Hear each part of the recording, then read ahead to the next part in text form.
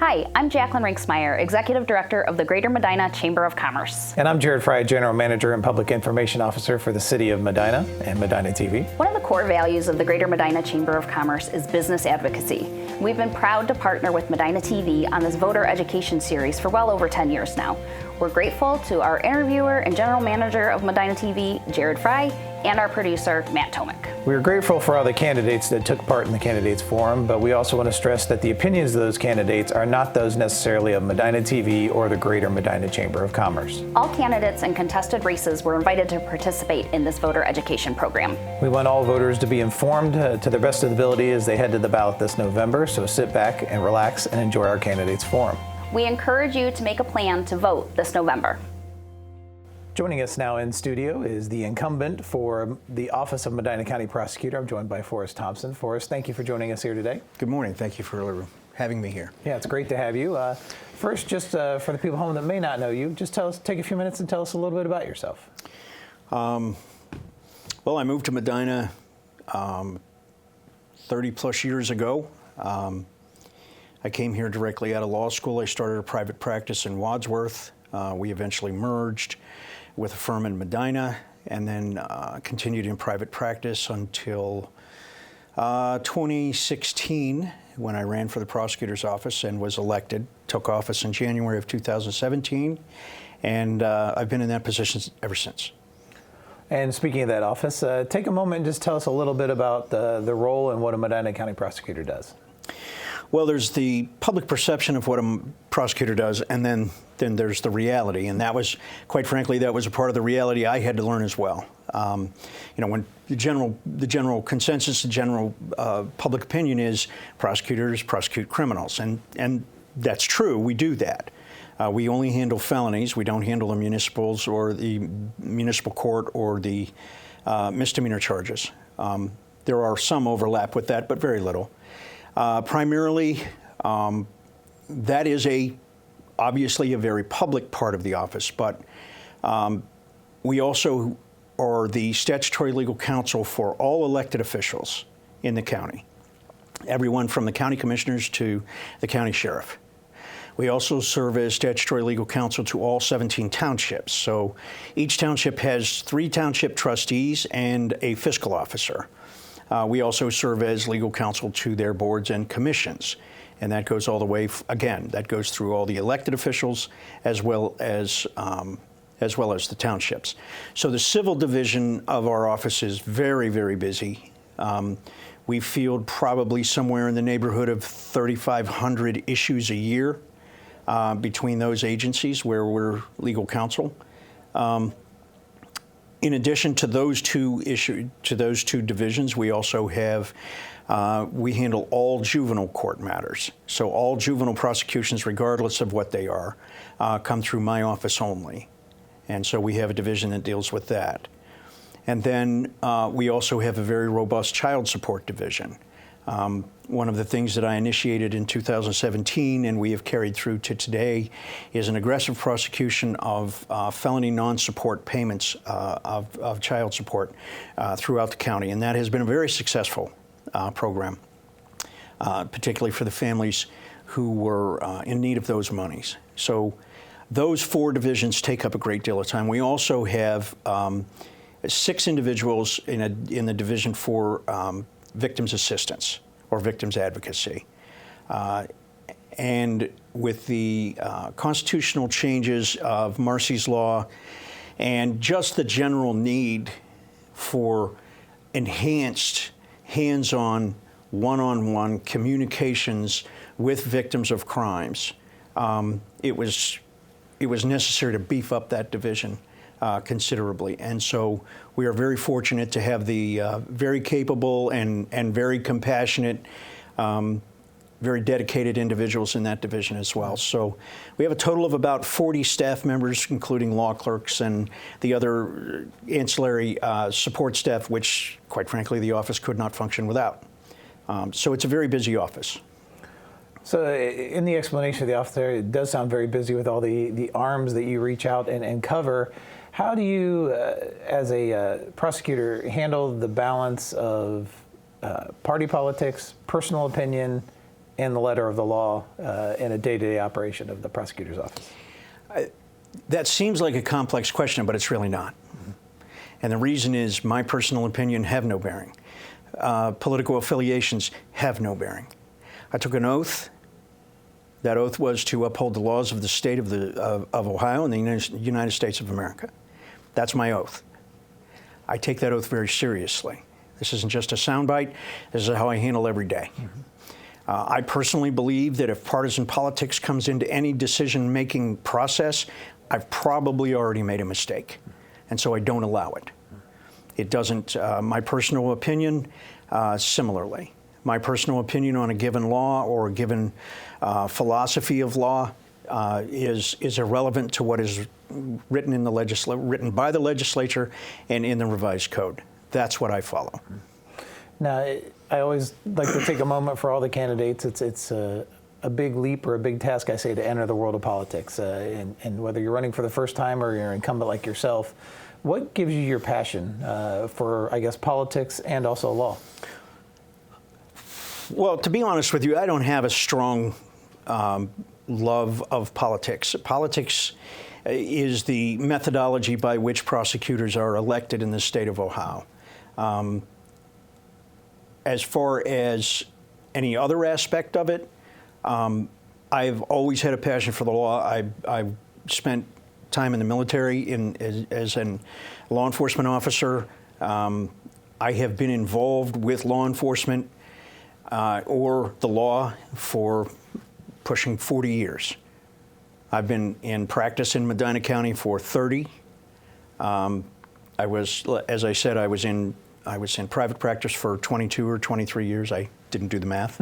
But prior to that, I worked in law enforcement or around the law my whole life. I've always loved the law. I've always loved the study of the law, the application of the law, the uniformity of the law. And that's key. Again, we're speaking with Forrest Thompson, the incumbent for the Medina County Prosecutor's Office. What have you taken the most pride, what are you most proud of doing as prosecutor so far? Well, I think one of the first things that we can talk about programs, we can talk about projects, but I think it goes back even further than that, and that is finding the quality of the staff that we have, recognizing the benefits of having a really dedicated staff, and quite frankly, letting them do their job. My first assistant in the criminal division is Scott Salisbury. Scott Salisbury's been trying criminal cases for over 30 years. I don't think there's a lot I can tell him about trying a criminal case. I may be able to add something I have the unique perspective of having sat now on both sides of the aisle, and so I may be able to add something to the dialogue. But at the end of the day, trusting their judgment, trusting the judgment of the assistant prosecuting attorneys that we have is foremost. Behind that in the projects, obviously I'd mentioned I touched on the child support issue. Felony child support was not something that had ever been taken seriously prior to my taking office, and we did so. It was a problem. It's a problem across the state. It's a problem, quite frankly, across the country. But I can't control those aspects of it. I can focus on Medina County. We began to aggressively prosecute the felony non-support cases. I created what was called Back on Track. I created this program called Back on Track. And the essence of that program was when Job and Family Services Child Support Division gave us lists of individuals who were in serious arrears at a felony level, then I took the opportunity to send each of those individuals a letter. And that letter said, basically, your file is on my desk for felony prosecution, but I want to give you an opportunity. Let's have a sit down. We would meet at the library up until COVID. We would meet at the library on a quarterly basis, and if we could put together a payment plan and they were willing to adhere to it and they signed it, then no felony charges would be filed. The second aspect of that is that when those felony charges were filed, The defense bar was made aware, that all of the defendants are made aware that if they pay the arrearage off, I will dismiss the felony at whatever stage of the proceedings they happen to be. Because the ultimate goal is to incentivize them to get right with and get current with their child support. In that aspect of the program alone, and I take a great deal of pride in this, but not so much me as my staff and the Child Support Division, we have collected over almost $1.5 million since 2017 in individuals who were indicted and cut the check and paid off their arrears. Just in that one small aspect of it, we have collected in the vicinity of $1.5 million. That money was pipelined directly to the families where it was supposed to go. So we're very proud of that. Most recently, in 2023, we initiated what we call the Scam Squad. And one of the things about the prosecutor's office that's very difficult to manage, excuse me, is it's a very much, historically, it's very much a reactive agency. We react to law enforcement. We react to criminal complaints being filed. So I took a hard look at things along with the Back on Track program, and I said, how can we be proactive? And one of the growing problems that we have, not only here, but across the state and across the country, is scamming. And as you are probably well aware, one of the biggest targets of scamming are senior citizens. Well, that also happens to be, I believe, one of the fastest growing cross sections of our community. And so I sat down with some of my staff members, and we went to some trainings, and I said, how can we create an environment, how can we create a program that's proactive in nature to address this problem? And we realized very quickly that one of the things that was missing the most was education and training, particularly for our senior communities, on the advancements of technology. They have cell phones, they have tablets, they have computers. And they're using these computers and they're reaching out to the world, but at the same time, many of them were not aware of how easily the world was reaching back into them, mining their information, scraping it off the internet, gathering, and the creation of these types of scams. And they're directed many times specifically at our senior community. The list is exhaustive.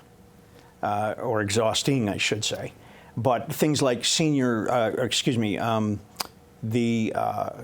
Publishers Clearinghouse scam, the romance scams, the church scams, all of these types of things where they mine those individuals' personal information, and then they create a scenario that helps them gain the confidence of our senior victims, and they have taken a great deal of money. One of the more current things that we have that is in the Scam Squad, and it's a very, very diverse, it would require a program all its own. But we were able at the outset to create a collaborative working environment with every federal, every state, and every local law enforcement agency.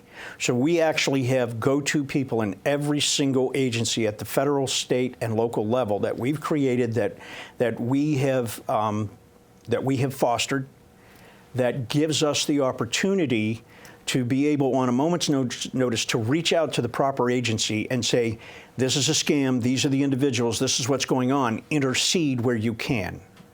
I know there was a report a year or so, or maybe not a year, but 6 months or so ago about a senior citizen in our community who was taken on the Publishers Clearinghouse scam, and her son reached out, and I think I was contacted about 9:30, 10 o'clock at night.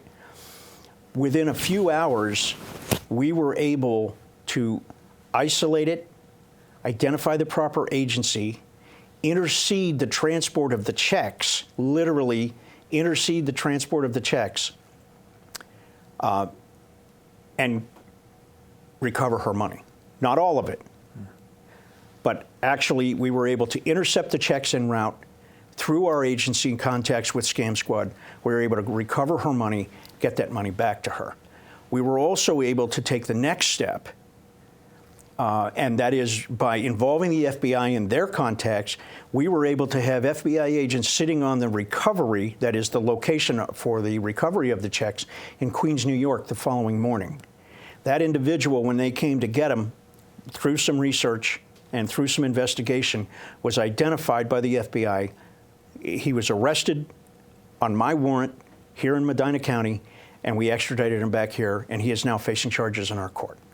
So I can't say we're saving them all, but this morning I was at a church in Wadsworth, and we were talking, Tommy and I were there, and we were talking about Scam Squad. So we're reaching out to the community. We're talking to all of the senior facilities. We're talking to all resident facilities. We'll come into the high schools because they're scams too. They're the targets of scams too. So we will literally reach out, communicate, and go to any community agency anywhere in our county and talk about these issues and educate those residents. Mm-hmm. That's one of the few ways that this office can actually be proactive. I would also take the opportunity to talk about the Bitcoin machines. We became aware that there was an issue where individuals were being scammed and told to transfer the funds through Bitcoin. We were able to literally intercept on one of the ones I can think of not so very long ago. We got a call from a store teller that said, I think somebody is being scammed, because we had been out and we had talked to those folks. We'd left brochures, and my assistant prosecutor, Tommy Condosa, literally left his office, went to that convenience store, intercepted the scam while it was ongoing, and stopped it. And that same store has intercepted 2 or 3 other ones. We now have a footprint of to my knowledge, every Bitcoin machine in the county. And we're reaching out to those vendors. We're asking to give the opportunity to post placards, postcards, educate their staff on what to watch for, what to look for, and who to call. Great. We're speaking with Forrest Thompson, the incumbent for Medina County Prosecutor. So, Forrest, as you look for re-election, if elected to office again, what's one of the biggest things that you want to try to improve on? Well, I think that's a moving target. Because improvement really is dictated by the community. We have a growing community. We have a robust community. We have, in many aspects, we have a relatively affluent community, and it's a very diverse community. So the challenges in Medina Township are not the same as the challenges in York Township. They're both important, and they both have to be given the same level of attention to detail. And so we're always working on enhancing that. Obviously, our response time. I don't care how quickly we can respond, it's always critically important to be mindful of our response time and to be able to respond accurately, efficiently, and quickly. Particularly with the townships. Many of these, township trustees is not a full-time position. They have their own jobs, their own lives. They come together. They have sometimes very sophisticated issues that arise, and they need that legal guidance on the spot. And so obviously, myself or one of my staff members in the civil division, we oftentimes go to the township meetings. We sit down with the township. We answer and assist them in responding to questions of the community. So those are always areas that we can improve on. Great. Again, speaking of Forrest Thompson, the incumbent for Medina County Prosecutor, and I appreciate you taking time with me here today to answer my questions.